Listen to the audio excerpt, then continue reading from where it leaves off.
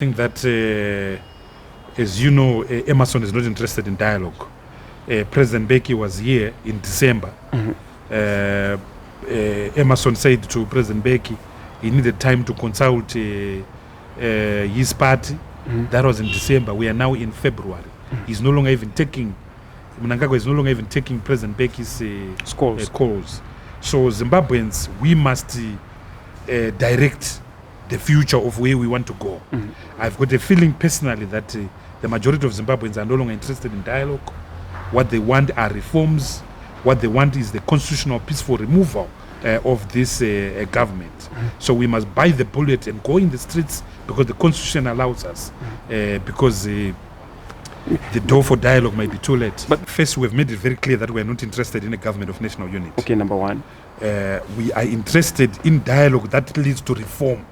Legal reform, political reform, social reform, electoral reform.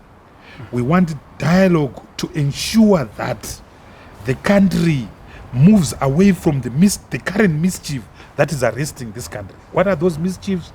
There is a political crisis arising out of the stolen election of 2018.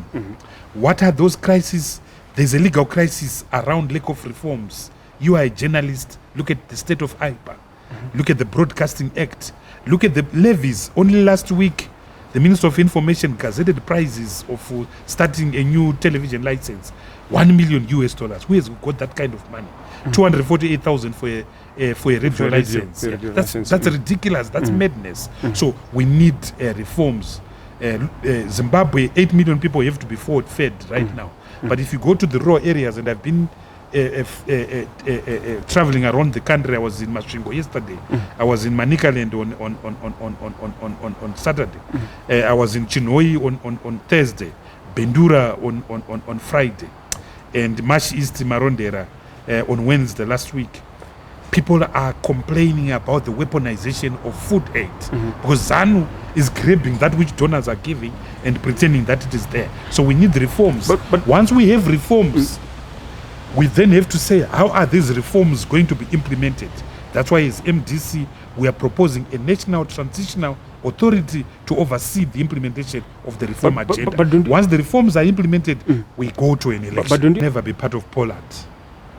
But the president has no legitimacy. I mean, how would you go and sit with Professor Maduku, Mrs. Kupe, Elton Mangoma, who got less than 1% of them? There are only two political parties in Zimbabwe. The MDC under President Nelson Chamisa and the ZANU-PF under Emerson Mnangagwa. Those are the two parties that should dialogue. Pollard is not legitimate, my friend. Pollard is not legitimate. And we will not go to a forum which is not credible. And remember, we want a genuine solution. Kwete mahumbwe. Haungaende kuna mahumbwe kanobikwa pakati pa Mnangagwa na vakupe. Mahumbwe iwayo. Takawaona vari kuPrazi, kuKwekwe.